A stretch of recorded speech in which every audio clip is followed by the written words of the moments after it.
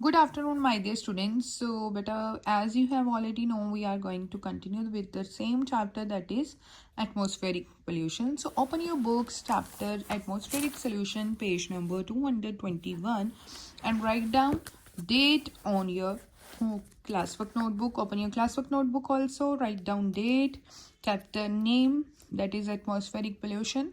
So, in this video we are going to discuss about the topic, that is ozone layer depletion. So what is happened if the ozone layer deplete? अगर वो वहाँ से ख़त्म होती जाए layer जो अर्थ के स्ट्रेटोस्फेयर में प्रेजेंट है, तो क्या होगा? डिप्लेशन का मतलब क्या होता है? Ozone depletion means, write down this की term, open your copies. Ozone layer depletion means it refers to slow and steady decline of ozone. वहाँ से ओजोन गैस का स्लोली ख़त्म होना. कहाँ से? In the earth stratosphere, that is called ozone depletion. Okay, so in the recent year we have been having different types of reports which shows that ozone layer is depleted. वो ख़त्म हो रही है stratosphere से.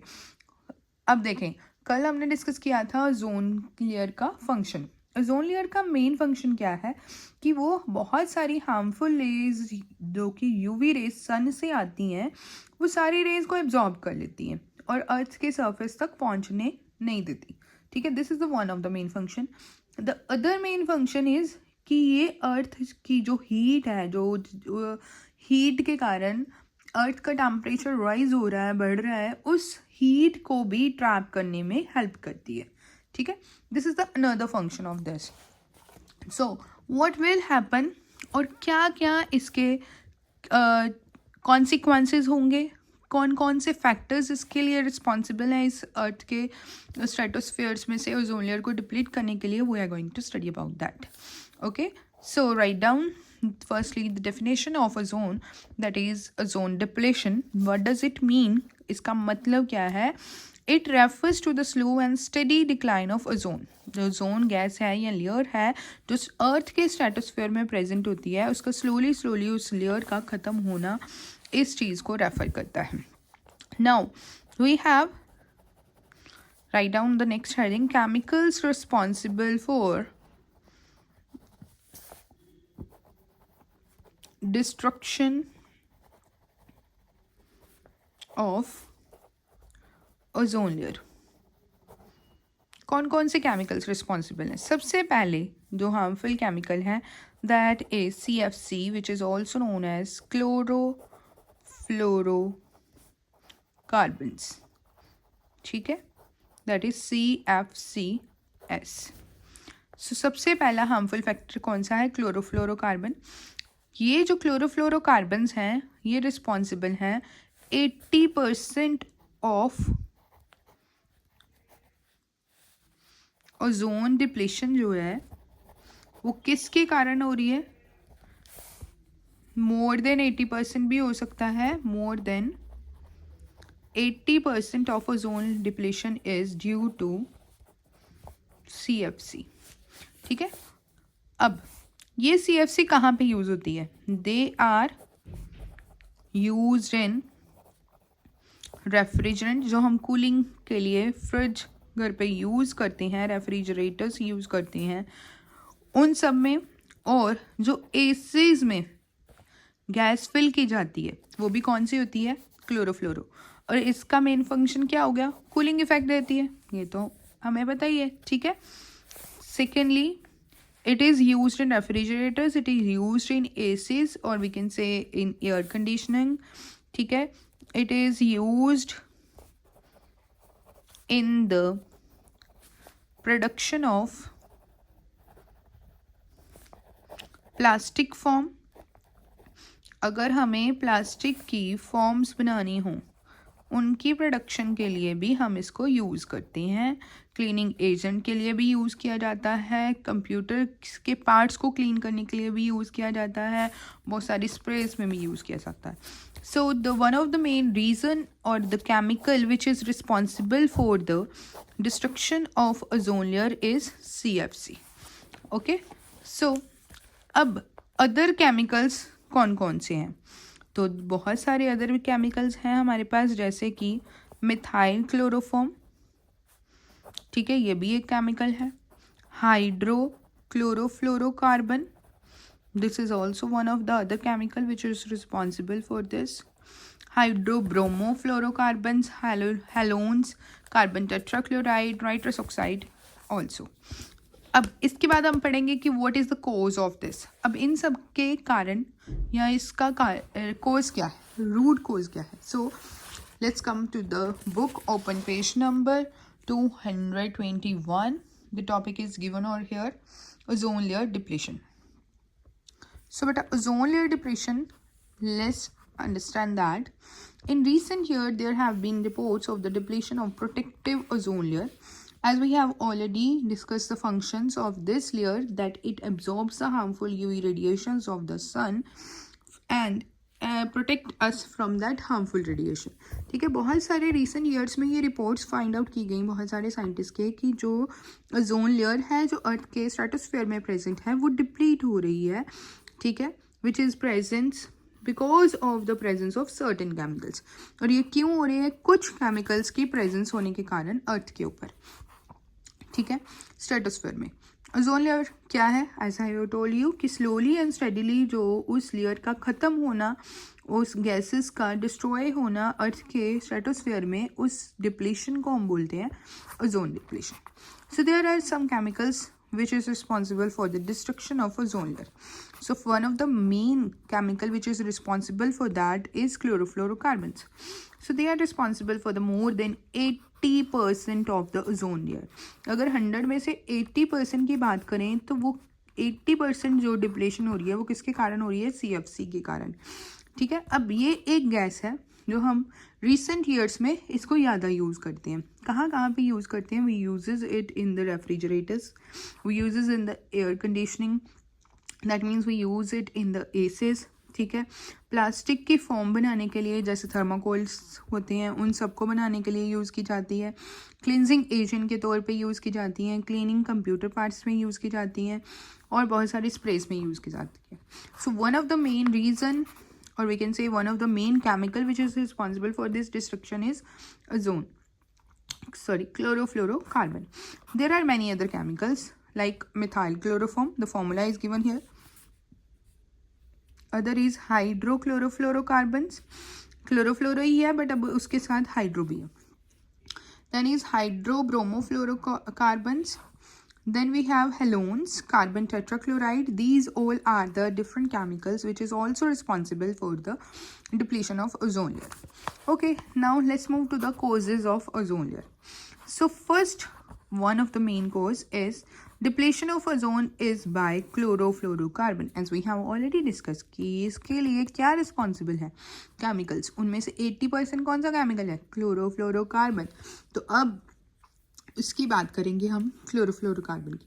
The main reason for the depletion of ozone layer is due to the release of, बेटा सबसे पहले जहाँ पे ये हमारे पास F क्या है, fluoro, that means fluorine, fluorine atom is there, ठीक है. अब क्लोरो मतलब क्लोरीन होगा, कार्बन मतलब कार्बन होगा, ये तीनों मिलके ही इस केमिकल को प्रिपेयर कर रहे हैं.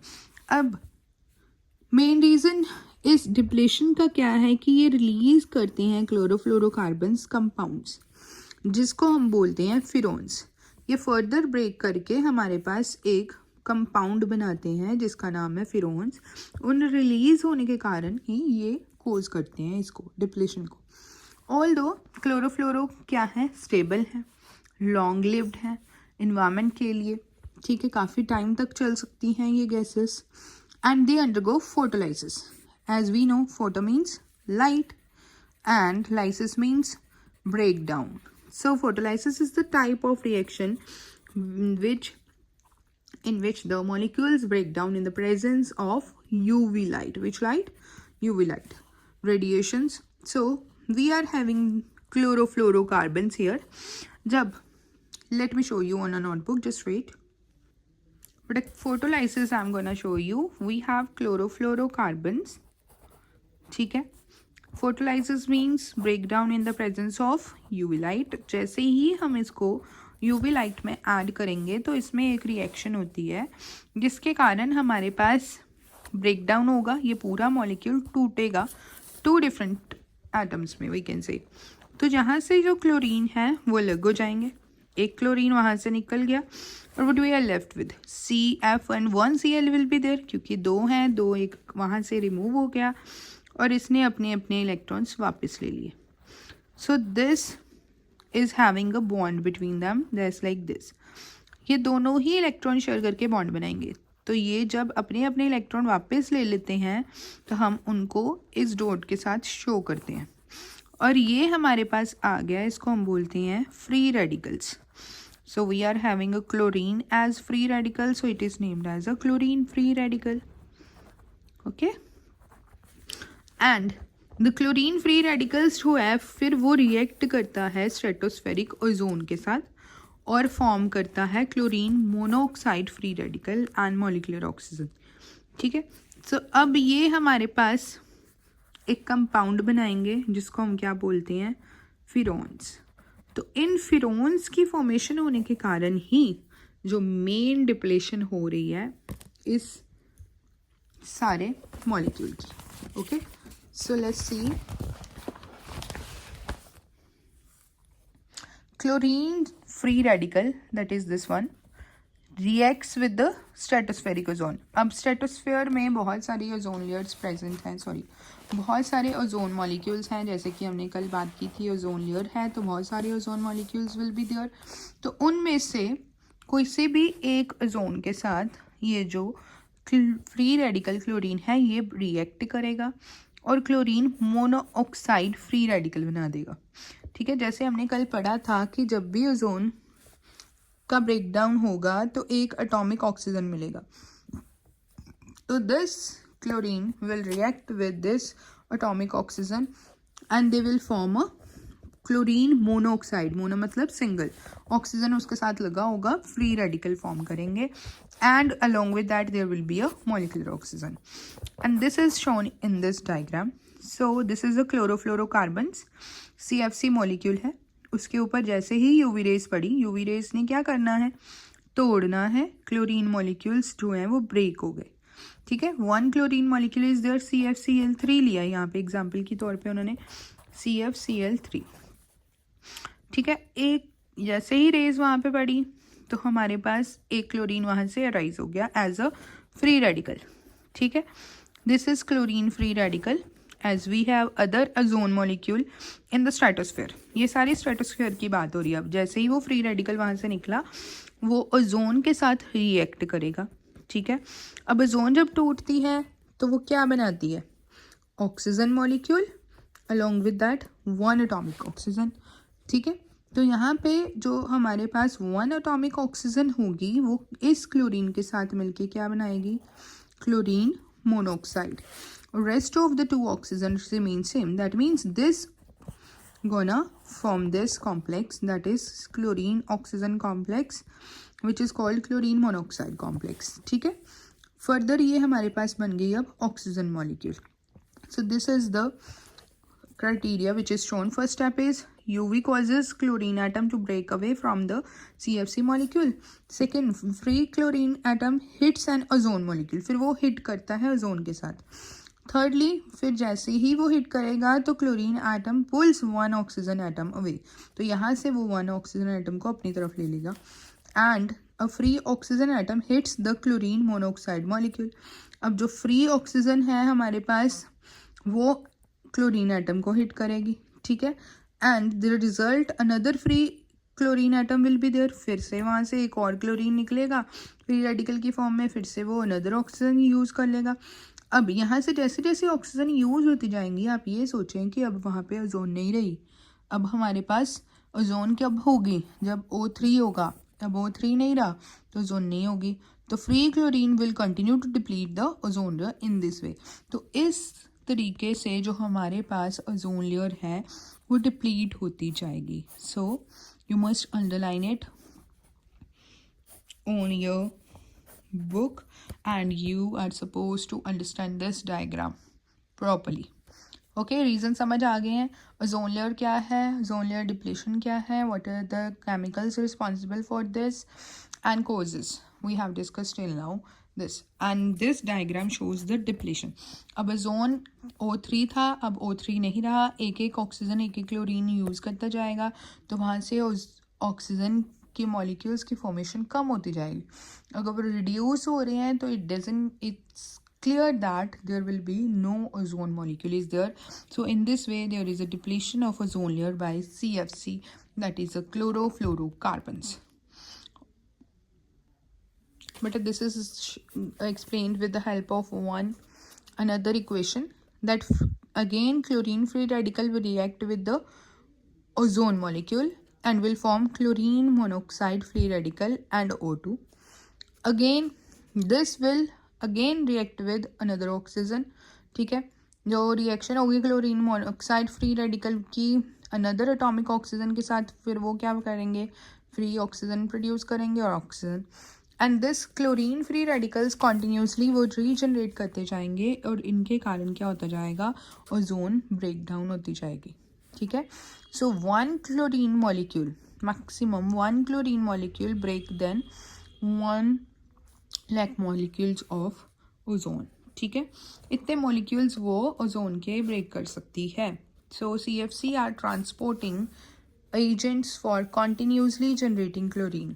तो CFC क्या कर रही है, क्लोरीन्स बनाई जा रही है, इसलिए हम कहते हैं कि 80% जो है वो CFC रिस्पॉन्सिबल्स है. ठीक है, क्योंकि ये कॉन्टीन्यूसली क्लोरीन जनरेट करेंगे, जितनी ज़्यादा क्लोरीन जनरेट होगी उतना ब्रेक डाउन होगा, ओजोन एग्जिस्ट नहीं करेगा. ठीक है, फ्री रेडिकल्स होते जाएंगे और स्ट्रेटोस्फीयर डैमेज करते जाएंगे. So the second depletion, this is due to chlorofluorocarbon, and second is depletion of ozone caused by the oxides of nitrogen. अगर नाइट्रोजन ऑक्साइड्स की बात करें तो वो भी एक मेजर रोल प्ले करते हैं in the depletion of ozone.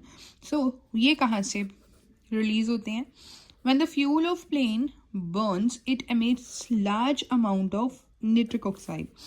Plane का जब फ्यूल बर्न होता है, जब प्लेन उड़ता है उसमें फ्यूल डाला जाता है, तो जो फ्यूल बर्न करके इंजन चलता है तो उस समय बहुत सारे हमारे पास लार्ज क्वांटिटी में नाइट्रिक ऑक्साइड्स रिलीज होते हैं. ठीक है, वो नाइट्रिक ऑक्साइड सिमिलरली रिएक्ट करते हैं ओजोन मॉलिक्यूल के साथ और नाइट्रोजन डाइऑक्साइड बनाते हैं और नाइट्रोजन ट्राइऑक्साइड बनाते हैं. फर्दर ये जो नाइट्रोजन डाइऑक्साइड है, नाइट्रोजन डाइऑक्साइड मतलब नाइट्रोजन और 2 ऑक्सीजन्स आर देयर, ट्राइऑक्साइड मतलब 3 ऑक्सीजन्स आर देयर. ठीक है, सो ये नाइट्रोजन डाइऑक्साइड अनदर ओजोन के साथ रिएक्ट करेंगे, वहाँ से that means it is reacting actually with breaking the 1 oxygen atom and they are consuming that oxygen atom and rest of the molecule will liberate as a diatomic oxygen. ठीक है, तो यहाँ पे नाइट्रोजन ट्राइऑक्साइड और nitrogen dioxide की formation होती है and this is also lead to the ozone depletion. So mainly 2 factors is responsible for the depletion of ozone layer, that is one is chlorofluorocarbon and we have discussed how it is affecting. The another is depletion of ozone caused by the oxides of nitrogen. So you must underline it on your notebooks. Okay, exam based question, so you are supposed to write this in your homework. So first is, how is ozone formed in the stratosphere? Write balanced equation for its formation. Okay, so second question is, state how CFCs break ozone in the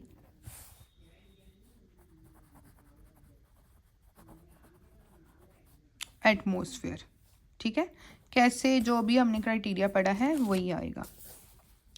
third, what are the harmful effects of ozone layer depletion.